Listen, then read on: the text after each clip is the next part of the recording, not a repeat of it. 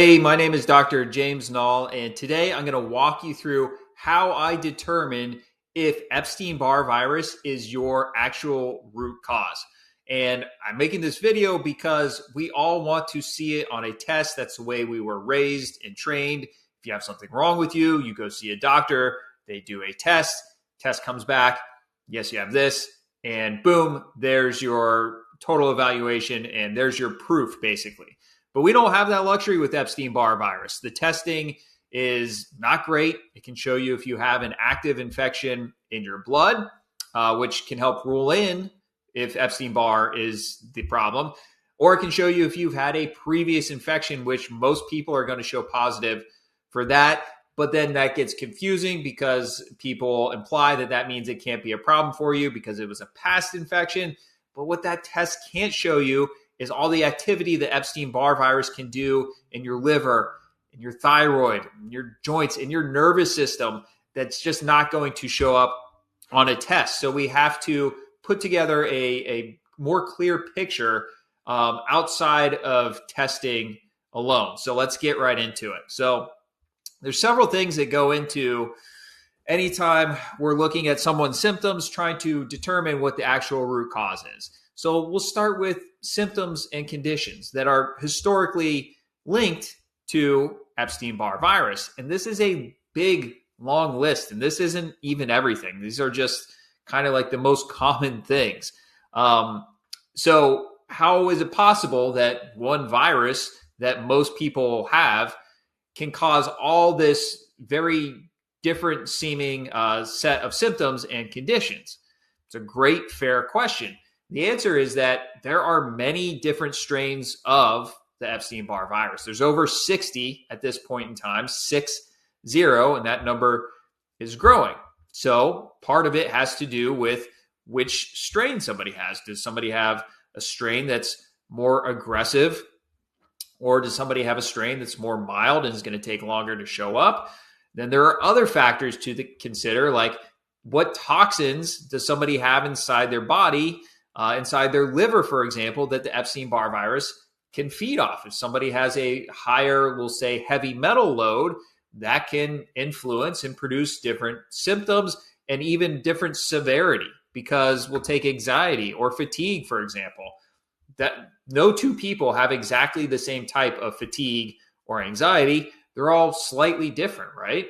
So there's all these factors that make for basically like an immeasurable amount of different combinations of ways that symptoms can show up from the Epstein Barr virus. So how do we know these are linked to EBV?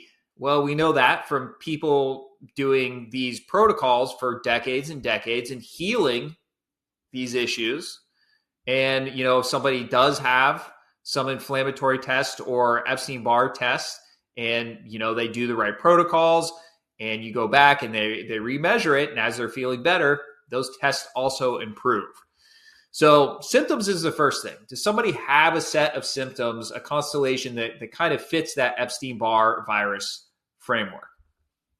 The next thing I want to know is I want to know about a person's health history. What does their life look like leading up to this point?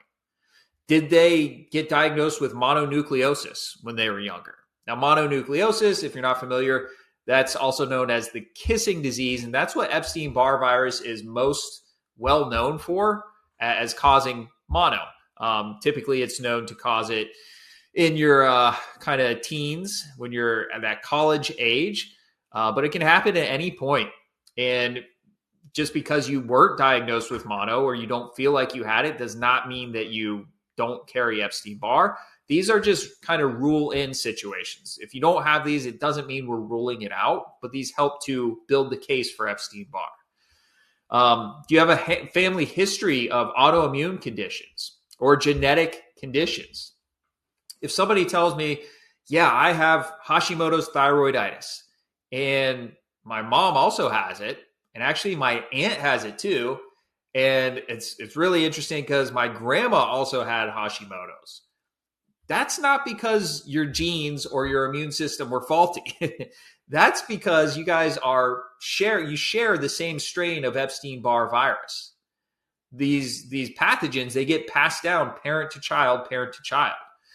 So that's great news, right? Your immune system's not broken. Your genes aren't designed to self-destruct on you.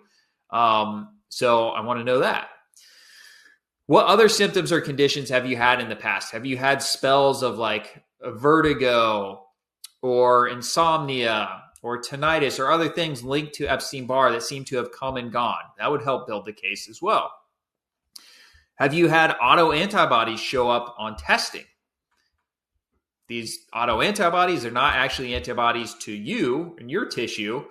They're actually antibodies to Epstein Barr.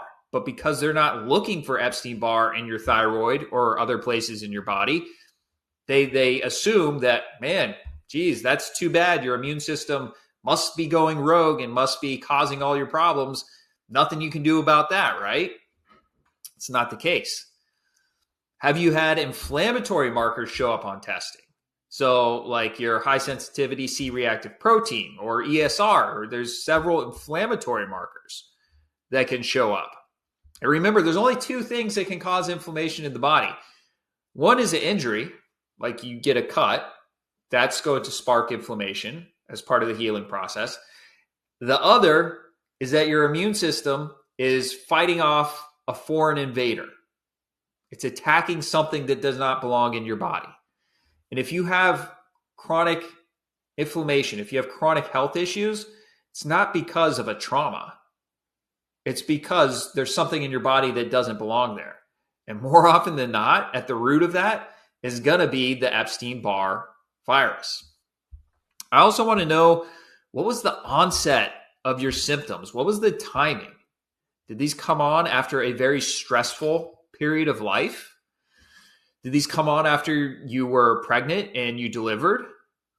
That's important to know because stress, and pregnancy and delivery is very stressful on the body as well, lowers the immune system.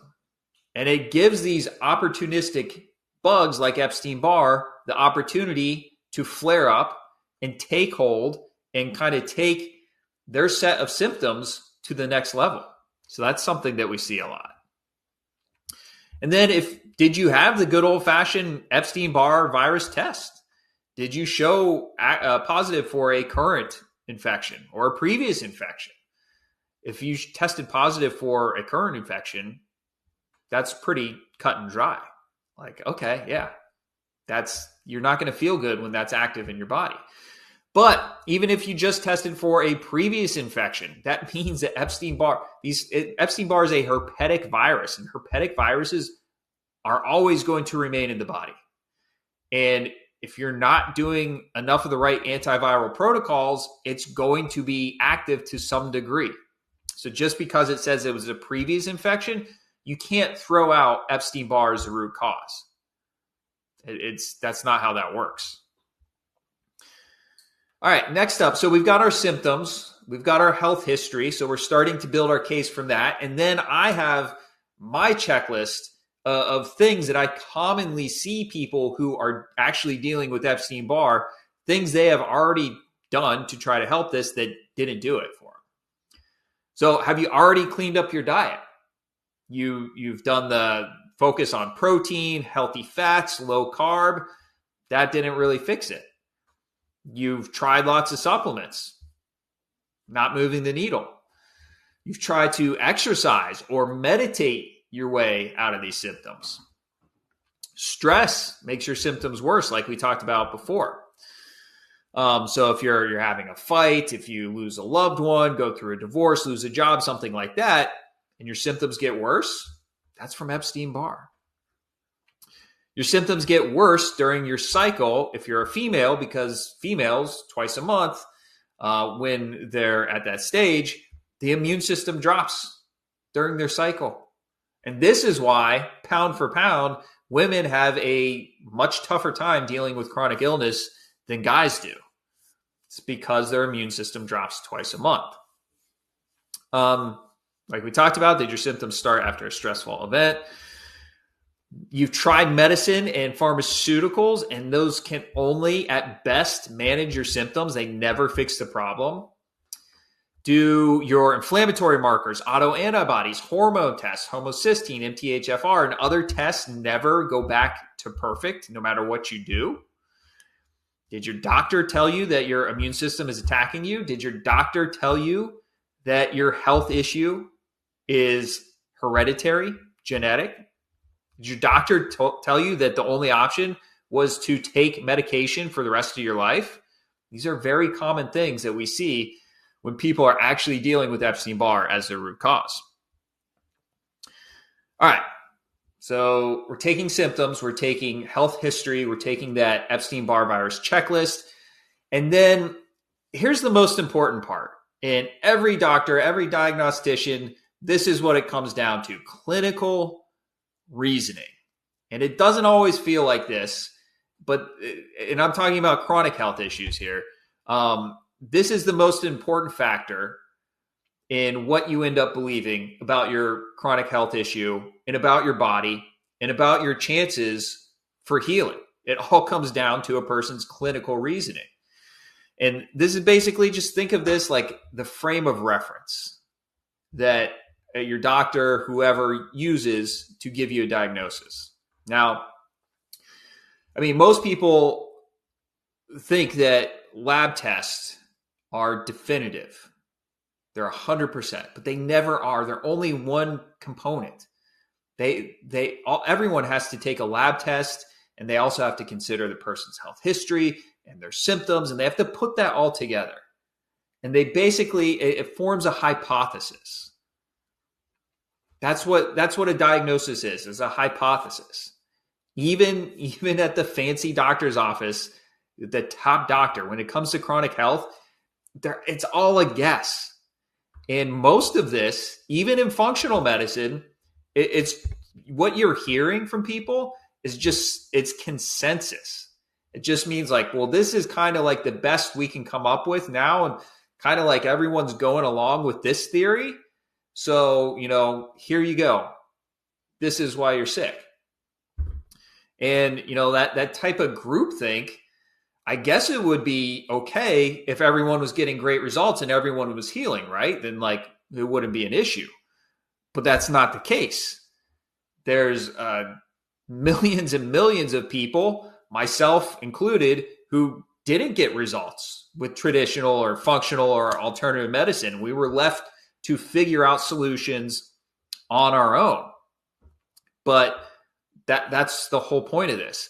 So I just want to bring up that even though you might go into a doctor's office, you might get a battery of lab tests and comes back as like, they tell you what they tell you, that's still their best guess. You have to consider, does the person giving you a label, are they up to date on Epstein Barr? Do they have a track record of helping people who have been stuck for years or decades and tried everything actually start to move the needle? What world are they living in, right? Or do they kind of just think of Epstein Barr as like, yeah, it could be a problem if it's active in your blood, but like it just make you feel sick for a little while and then you fight it off and then it's just not a problem. If that's their framework, they're never going to be able to point you in the right direction.